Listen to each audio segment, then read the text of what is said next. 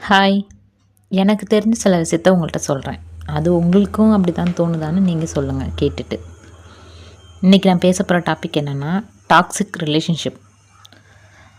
அதாவது முன்னாடிலாம் டாக்ஸிக் ரிலேஷன்ஷிப்னால் அதாவது ஃப்ரீடம் கொடுக்க மாட்டாங்க. அவங்க ரொம்ப சந்தேகப்படுவாங்க. அவங்களுக்கு பிடிச்ச விஷயத்த எதையும் பண்ண விட மாட்டாங்க. இன்னொன்று வந்து நமக்கு கீழே தான் அவங்க இருக்கணும் அப்படிங்கிற மைண்ட் செட் இருக்கும்.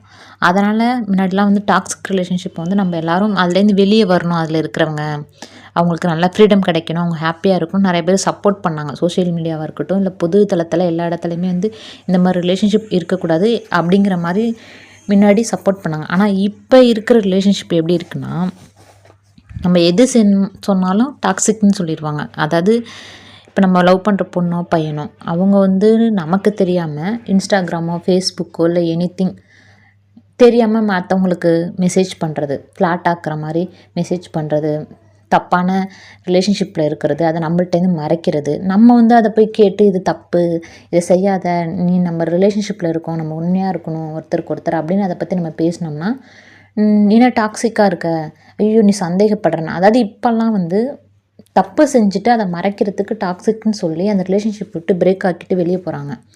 ஃபஸ்ட்டு ரிலேஷன்ஷிப் லவ் அப்படின்னு வந்துட்டால் ஒருத்தருக்கு ஒருத்தர் உண்மையாக இருக்கணும், ஒருத்தர்ட்டேருந்து ஒருத்தர் எதையும் மறைக்கக்கூடாது, 2 பேர்த்துக்கும் சுதந்திரம் இருக்கணும், அன்பு இருக்கணும்.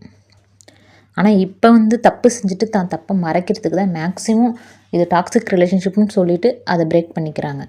இது என்னோடய தாட். உங்களுக்கு இது மாதிரி தான் தோணுதா அப்படின்னு சொல்லிட்டு போங்க கமெண்ட்டில்.